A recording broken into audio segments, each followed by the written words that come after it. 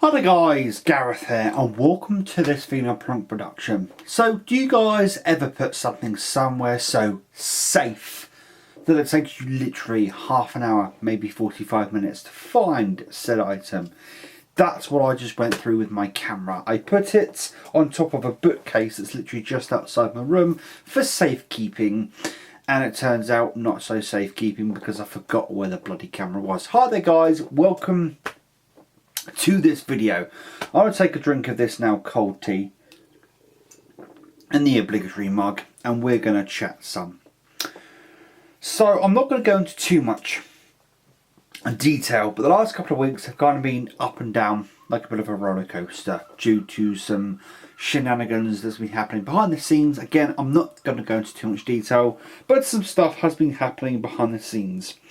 And long story short, I had my softbox light and my camera or tripod set up in I would call it a semi-permanent position, but a position where all I had to do is move them to one side and I could record a video and then move them back out the way so I could use the room, vice versa. However, due to reasons, I've had to take down completely both the softbox and my tripod several times over the last 2 or 3 weeks, leading me not to be able to have them in the position and not be able to do videos. However, now hopefully, fingers crossed, I can have them in a more permanent position and actually do some videos. I'm actually off work this week and I do intend on doing a bunch of videos. There's 2 videos in particular I wish to do. One of which is a video called Collector's Syndrome, because I don't really have another catchy word for it right now. What Collector's Syndrome essentially is there's a bunch of stuff that's on Netflix or Prime Video or Crunchyroll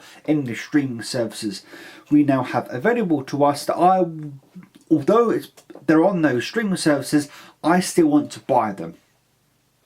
Now, this isn't an exact example, but I did recently buy the complete collection of Robotech. Anybody who knows what Robotech is, it's a space opera anime that was done in the 80s. Originally in Japan as 3 different series and then eventually was stitched together and edited and some would say butchered by Harmony Gold, made into Robotech. 3 different completely unrelated but visually similar animes were made together to make the 85 episode epic that is Robotech. Robotech.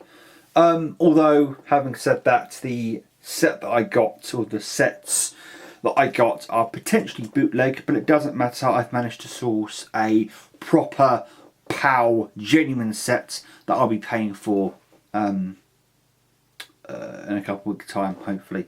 Taking a swig of tea.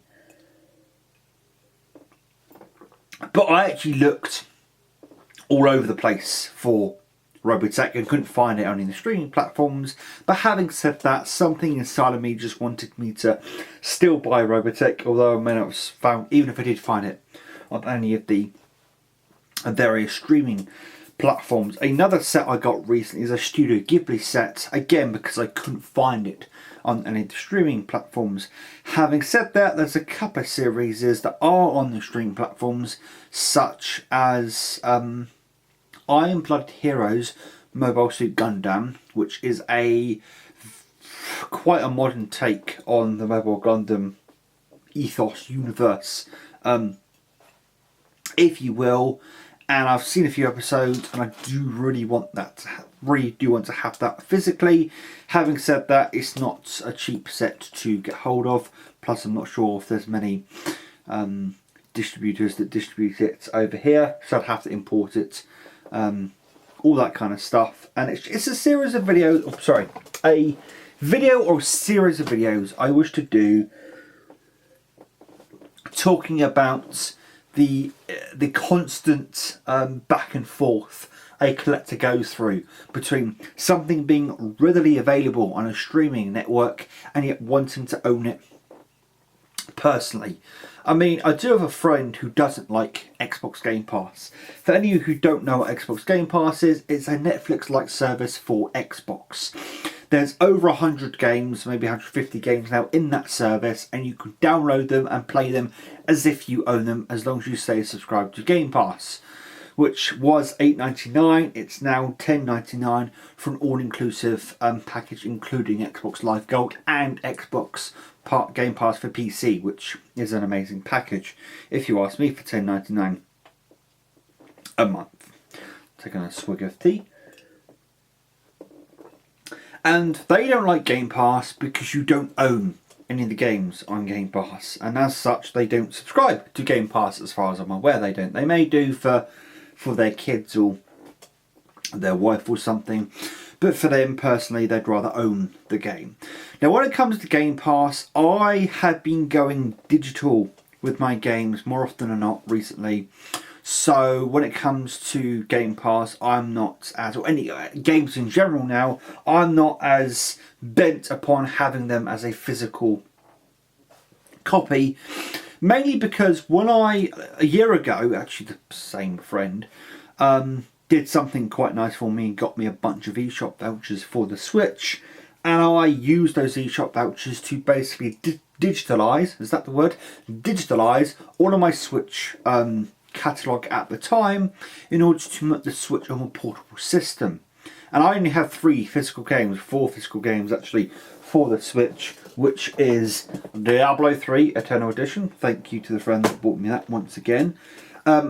Mario Odyssey, Smash Brothers Ultimate, and I swear there's another game. Oh, Pokemon Let's Go Pikachu, which was bought for me physically by my mum and sister my birthday last year. So the rest of my games are all digital on the Switch, and I like having them digital because it means if I'm feeling in the mood for something, I can just pop it on the menu, bit bunk, and then I'm in that game straight away. In fact, literally the other day I was going to sit down and play some Diablo. However, it wasn't in my Switch, and I was playing it in docked mode on the TV, and I was kind of like, I can't be asked to get up and change the Switch cart, so I ended up playing something digital. I think I ended up playing some Mario TAS. TASBot Mario, if anybody knows that reference to TASBot. Anyway, it stands for Tool Assisted Speedrun. Anyway, I ended up playing some Mario Smash Tennis Aces instead because I've got that digitally. But when it comes to DVDs and Blu-rays, because I've been a DVD Blu-ray collector for so bloody long, that there's just something in me, I can't let go of that. In fact, a prime example, you guys can't see that, I've got Battlestar Galactica on both DVD and Blu-ray, and I bought those in DVD and Blu-ray while they were still available on Amazon Prime Video. They might still be available on Amazon Prime Video, and that is a video, either a video or video series. We'll see where things go with that I want to do, talking about some things and whether you guys have similar feelings. The next thing I want to record a video on this week is something that's kind of impromptu and kind of thrust itself in my face on the way home. I was on my way home from work the other night, and perched on top of a wall on the way home was some VHSs. Yes, some video cassettes, anyone who's old enough to know what a video cassette is. And they underneath the pile of video cassettes was a carrier bag. So obviously the person wanted these to be taken, so I took them. And long story short, I'm going to be doing a VHS update using those videos at some point. I actually think that I got a good haul with those videos. In fact, there are a couple of films in there that, should I spoil, should I not spoil? A couple of Schwarzenegger films, I'll say, in there that I've wanted for quite some time. Haven't seen them personally, don't own them yet. So I was glad to get them on VHS for free as well, which I can't complain about. And that prompted me to reconnect up my VHS system. And then I checked them out the other day, and they all work really good. They sound really good actually, for how old some of those VHSs probably are. They're older than me, some of them. So they sound pretty damn good. Don't look necessarily the best, but I think that's actually the SCART cable I've got coming out of my VHS system. But they look, as good as they can be. and they sound phenomenal. Actually, I was having some real good fun watching. I was about to reveal one of the titles in that little set, but I was having some a lot of them are 80s films. I was having some fun jamming along to some 80s tunes, or 80s synth tunes at the beginning of one of those films that I was testing out the other day. So yes, I definitely want to do that video. Plus, as I said, I'm off this week, so there's probably going to be some reviews coming up. One of which is going to be a review of One Punch Man Season 2. I literally about an hour ago got done watching the first season of One Punch Man, the anime, and I am in love with One Punch Man. The second series is available on Crunchyroll. However, I'd prefer to wait till the English dub is done and then watch that on Netflix, which I'm assuming that will come to Netflix, seeing as I watched Season 1 on Netflix. Could be, should probably check my phone, Season 2 could be available on Netflix, I just don't know that it is. But that was, I loved One Punch Man a lot, and it gives me a lot of Dragon Ball feels. Given it's a Shonen Jump or a Shonen anime, it really does give me those Dragon Ball type feels. And it's just, I thought it was a really well put together show, and it helps that the main character Saitama is highly sarcastic, and just I see a lot myself in him. He's just highly sarcastic on all these people he's dispatching without much issue, all these different monsters and aliens and stuff. They're just in his way. Yeah, they're just in his. There's even a part where he's battling a monster, and he's like, "I've made a grave mistake," and then he goes, "It's discount day at the store today because it's Saturday," and then he just dispatches the villain with very little effort, and it's funny, it's sarcastic, it's definitely tongue-in-cheek at times, and I just think it's self-referential, fourth wall breaking sometimes, and just a bunch of fun, to be honest. And it really does allow me to sometimes disconnect from life and stuff like that and be having a bit of escapism. Talking about escapism, this actually leads me into a perfect segue. So for the last, I would say, 8 months or so, I haven't been that enthusiastic about gaming. So I played through SpiderMan on the PS4 almost 24 hours straight. The only thing I did in between the two sessions of playing it was eat, sleep and go to work. I played it for 24 hours and completed it in 24 hours and loved that game to bits. The next game to come up that I was excited about was Red Dead Redemption 2. However, due to whatever reason, I bounced off hard of Red Dead Redemption 2. And as a result of that, I felt quite jaded for a while when it came to gaming, because I thought that could happen any moment, and my enjoyment of gaming and just things in general sort of dissipated. Well, recently, over the last 4 days, I would say, my love of gaming, my enthusiasm for gaming has spiked. It may be because of E3, of course, was last week. And I was on Discord with a bunch of friends, shooting the shit, chatting the fat, whatever you do.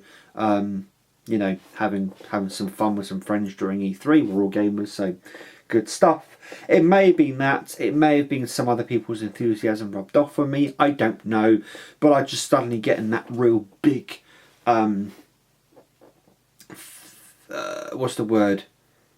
urge to play games. Recently I've been playing some Division 2 because a friend very kindly bought me the Ultimate Edition of Division 2, so I'm playing that with him and another friend. Already clocked 16 hours in that game, which to me is kind of bizarre because it doesn't feel like I've been playing that game for 16 hours. So, when you doesn't feel like you've been playing a game for that long, that's always a good thing. And what was the game? I was playing a game the other day in which... So recently